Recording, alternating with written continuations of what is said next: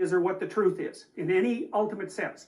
But we will presume that there are things that you're doing that for one reason or another you know are not in your best interests. There's something about them that you just know you should stop. They're kind of self-evident to you.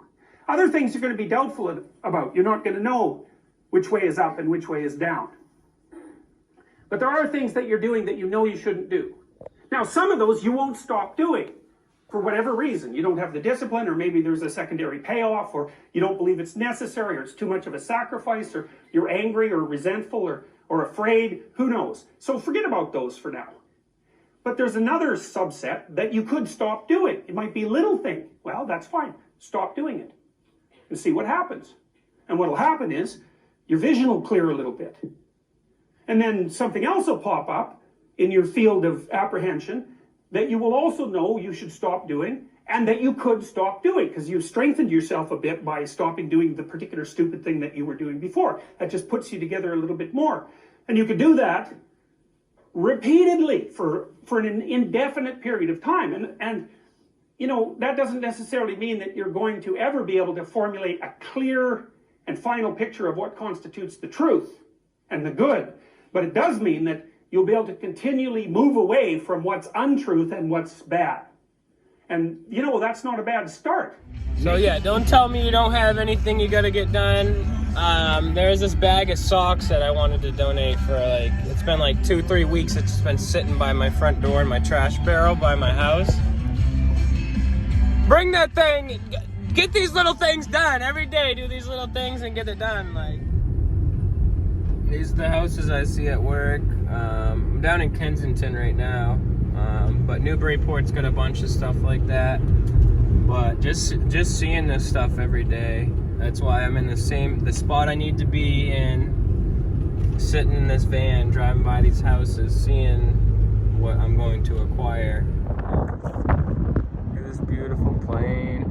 Imagine being up there, having some money, just hanging out up there above Seabrook and Salisbury and stuff. That would be cool. And right now where we are, it's more challenging than ever before. But unfortunately, we don't get an education on what is it we need to do to develop a level of self-awareness and inner strength and mental resolve. So when things happen in life, and they're going to happen, we can deal with it. We need to be reminded every day. When you've been marginalized, when you've been dismissed, when your sense of self has been destroyed, when systems have been put together to deny you access for years, you've been hitting your head up against the wall again and again and again and again. After a while, you become conditioned. And you believe where you are, you believe that that's it. You were born into that conversation, that becomes your reality. In order to get out of that and create a new reality for yourself, you gotta be hungry. That's why I wrote the book, You Gotta Be Hungry. I had this mindset, I know I'm different. Because I never, ever accepted that I was supposed to be poor. Even though I was living in poverty. We were poor, but I didn't know it. But I saw when Mama took me on Miami Beach, I saw how those people were living over there. And when we came across the Venetian Causeway and how we lived in Overtown and Liberty City, I said, that's where I want to live. That's the kind of life that's appealing to me. I was not willing to settle in my environment. There are a lot of people that have settled. There are a lot of people who've never been anywhere. Do you know only 15% of Americans travel? Only 15% ever been anywhere. I wanted to travel around the world. I created a life. See, you want to create a life. I want you to write this down. Create the life that you desire. Why? What are you talking about? We have the ability to do that. We've been indoctrinated, not educated. Educational curriculums are created by manufacturers. People have been produced, mass-produced to work in factories. Hey, you You have a superpower. You know what it is? It's you. Regardless of what you're going through right now, if you're going through a foreclosure, if you lost your job, you're going to be evicted, regardless of all of that, you are the power. You are the money. Anything that you've lost, you can get it all back. And so you can't be casual about this. You are the power. You got the power in you to do more than you can ever begin to imagine.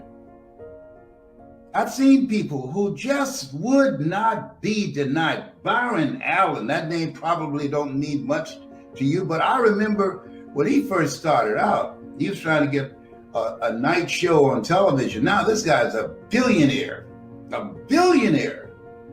Byron Allen, check him out. I saw him. He just refused to be denied. As you look at yourself, look at your life, don't look at your situation.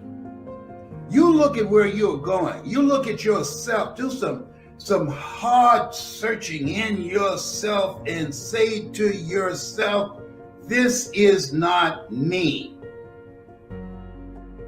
And decide to take your life in another direction. Don't change your decision that you can have a better life. No, don't change that decision because some obstacles have been set in your path, because you've had some failures and some disappointments and some setbacks. No. And right now, where we are right now, this is a time that challenges you. You can't be casual now. We're being shaken up for a reason. God is still in the midst of all of this. All this stuff that's going on right now, all hands on deck, and is serving us notice. If you're going to make it through this time where you are right now, you got to step it up. You got to dig within yourself.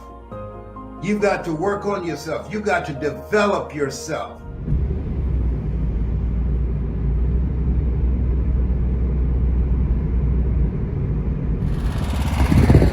What do we got right here? Who's in here? Oh, someone's sleeping in there. So I got a new couch. My daughter just said, where did you get that from? She's 3.5, and she said, where did you get that from? This kid is intelligent. Baby, say, Jada, say, I'm intelligent, Dad. Yes, you are. Yo, some more content's gonna start coming out. It's gonna be cool to see me evolve constantly. Like every video, be better at editing, more evolved physically, mentally. Like, that's why I'm gonna post this. Just keep posting. For years, I wanted to start a YouTube video because I got a lot of knowledge that I want to relay, and I feel like it's just being thrown in the trash if I don't post it here and talk about things and ways to go about life. But this video wasn't really that, but keep following. You're gonna see the final product, and this is just the beginning. This is literally just the start of everything.